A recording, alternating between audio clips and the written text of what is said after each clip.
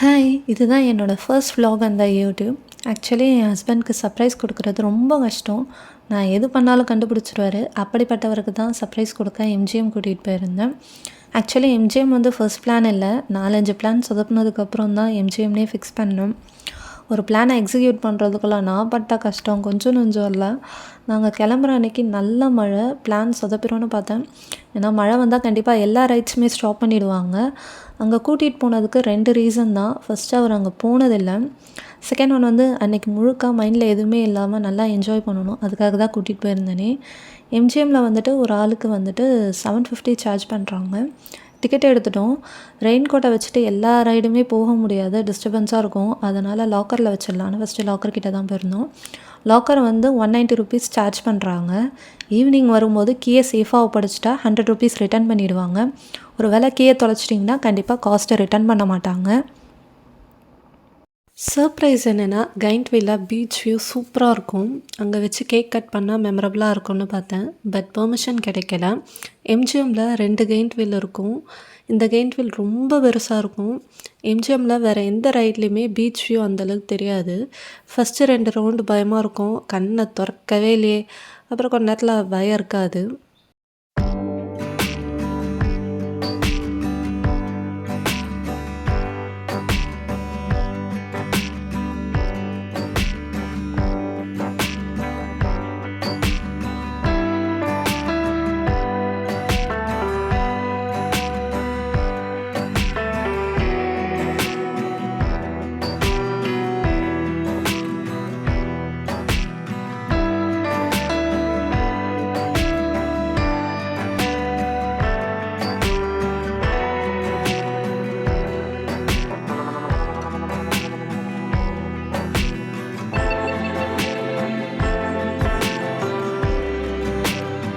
Last time MGM போயிருந்தப்போ இந்த right போனதாக எனக்கு ஞாபகம் இல்லை. அதனால் நான் வீடியோ எடுக்கவே இல்லை. நானும் ரைடில் போயிருந்தேன். அதனால் மொபைல் ஆப்ரேட்டர் கிட்ட கொடுத்துட்டு போனதுனால வீடியோ எடுக்கவே முடியல.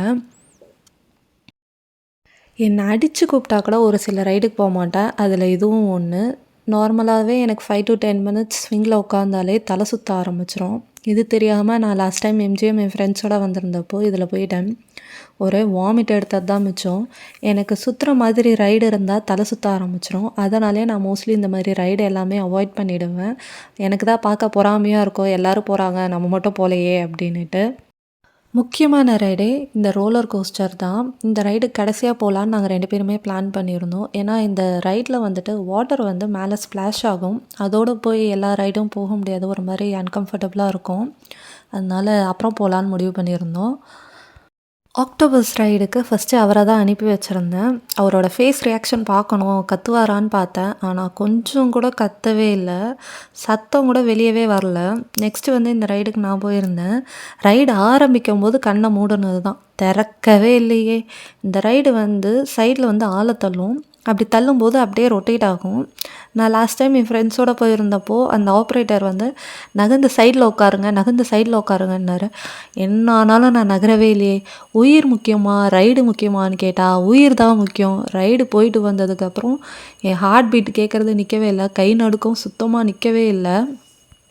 ஒரு கேக்கை மறைச்சி வச்சு எடுத்துகிட்டு வரதுக்குள்ளே நான் பட்ட பாடு இருக்கே எப்பா. பேக்கில் தான் அவருக்கு தெரியாமல் கேக் வச்சுருந்தேன். பைக்கில் வரும்போதெல்லாம் கேட்டுகிட்டே வந்தாங்க, ஏன் பேக் இப்படி இருக்குது, என்ன இருக்குது அதில் அப்படின்னுட்டு. நான் எதையோ சொல்லி சமாளிச்சுட்டு இருந்தேன். ரைடு போகிறப்பெல்லாம் இந்த பேக்கை எங்கேயாவது வச்சுட்டு வா அப்படின்னாங்க. பின்ன பிள்ளையார் தூக்குற மாதிரி பேக்கை தூக்கிட்டு இருந்தா அப்படி தானே சொல்லுவாங்க. ஆனால் எனக்கு மட்டும்தானே தெரியும் அதில் கேக் இருக்குது அப்படின்னுட்டு. எல்லா ரைட்லேயுமே பேக்கை வச்சுட்டு சுற்றிட்டு இருக்க முடியாதுனால முதல்ல கேக்கை கட் பண்ணிட்டோம்.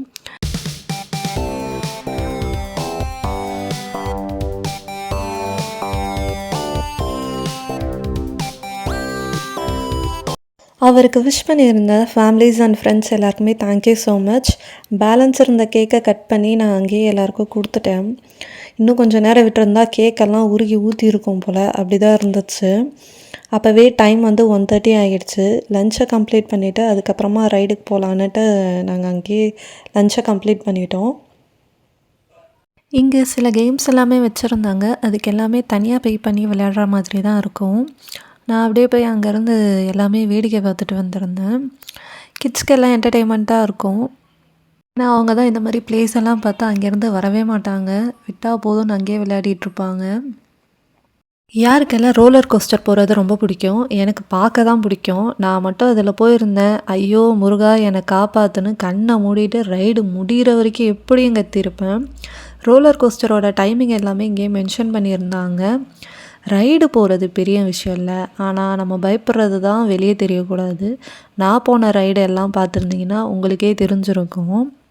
ஒரு ரைடு பெரியவங்க குழந்தைங்க 2 பேருமே போகிறாங்க அப்படின்னா அதுக்கு அர்த்தம் வந்து அந்த ரைடில் நம்மளும் போகலான்னு தான் அர்த்தம். சின்ன பசங்களே போகிறாங்க, நம்ம போகலான்னா அசிங்கமாக போயிடாது. அந்த ரைடெல்லாம் மட்டும் கரெக்டாக சூஸ் பண்ணி போயிட்டு வந்துடுவேன். இதை ஏன் சொல்கிறேன்னா, ரைடுனாலே பயப்படுறவங்க நிறைய பேர் இருக்காங்க. அப்படிலாம் இல்லை, இந்த மாதிரி ஜாலியான ரைடும் இருக்குது, வந்து என்ஜாய் பண்ணுங்கள். இப்போ தான் நான் இந்த சூப்பர் பைக்குன்னு ஒரு ரைடே பார்த்தேன். போனியான்னு கேட்டிங்கன்னா தப்பி ஏன் மேலே இல்லை, அங்கே ஆப்ரேட்டர் சாப்பிட போயிட்டாரு. அதனால் அதுக்கும் எனக்கும் சம்மந்தம் இல்லை. அந்த ஆப்ரேட்டர் கிட்ட நான் 4 தடவையாவது இது எப்படி ஒர்க் ஆகும்னு கேட்டிருப்பேன். அவர் சொன்னதை வச்சு நானே புரிஞ்சுக்கிட்டேன். அப்படியே 2 அடி தள்ளியும் வந்துட்டேன். அவரை மட்டும் போயிட்டு வாங்க அப்படின்ட்டு. இந்த குட்டி தான் செமையாக என்ஜாய் பண்ணிகிட்டு இருந்தாரு. எல்லாருக்கும் உட்காந்து டாட்டா பை பைன்னு உட்காந்து சொல்லிகிட்டு இருந்தார். இது பக்கத்துலேயே கூட கிட்ஸ் ரைடு இருந்தது. அதுலேயும் குழந்தைங்களாம் போயிட்டு இருந்தாங்க. பார்க்க அழகாக இருந்த மாதிரி இருந்தது. நமக்கு இருந்தால் நல்லாயிருக்குமே அப்படிங்கிற மாதிரிலாம் ஃபீல் இருந்துச்சு. வைப் பண்ண காரணமே இதில் போட்ட பாட்டு தான். இந்த ரைடை நீங்கள் ஃபுல்லாக பார்த்தாலே அதில் என்ன பாட்டு போட்டிருப்பாங்கன்றது யாரால கெஸ் பண்ண முடியுதா பாருங்கள்.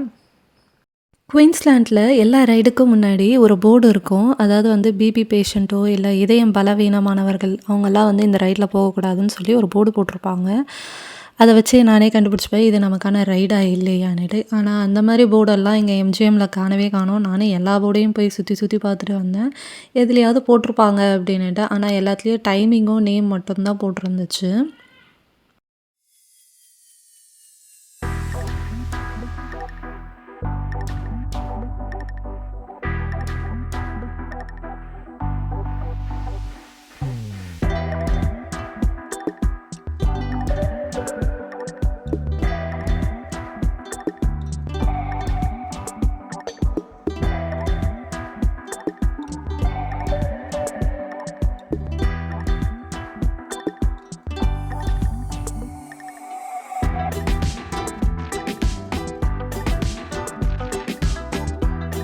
அடுத்து பேராஷூட் ரைட் தான். இதுவுமே ஜாலியாக தான் இருந்துச்சு.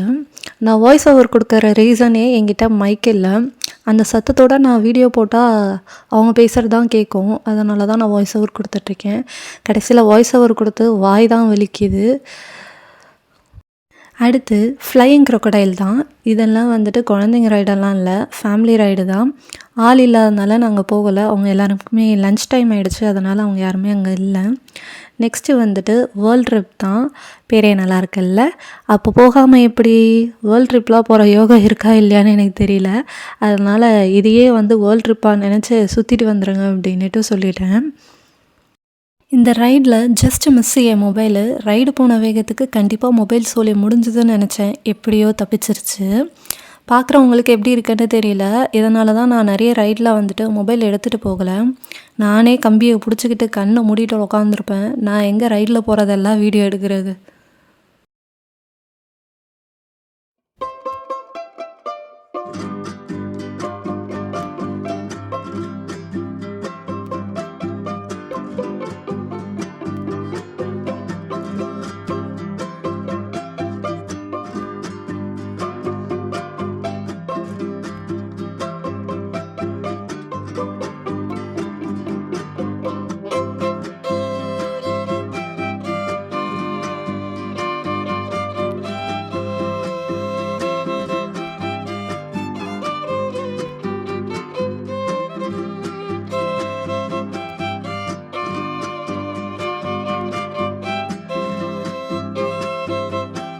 குழந்தைகள் முதல் பெரியவர்கள் வரை என்ஜாய் பண்ணுற ஒரே இடம் இந்த வாட்டர் பார்க் தான்.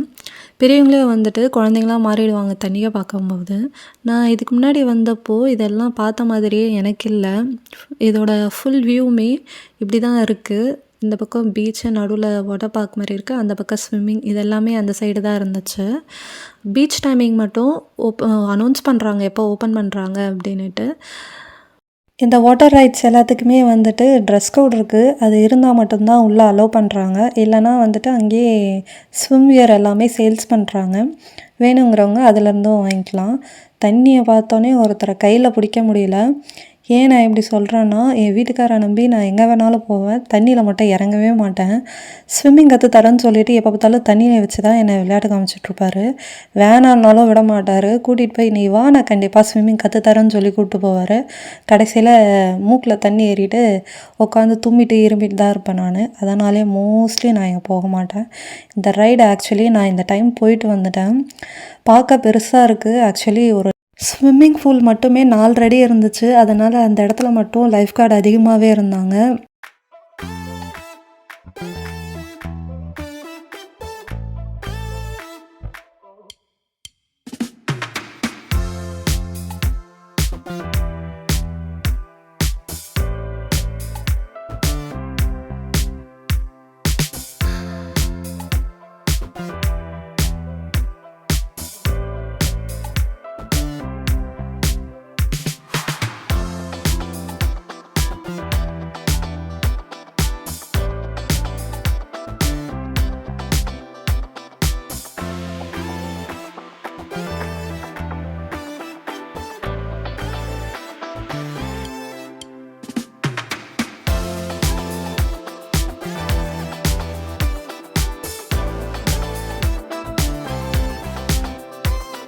எனக்கு போட்டிங் ரொம்ப பிடிக்கும். ஆக்சுவலி போட்டிங் இருந்ததை நாங்கள் 2 பேருமே மறந்துட்டோம். கிளம்புறப்போ எட்டி பார்த்தா இந்த பக்கம் தான் போட்டிங் இருந்தது.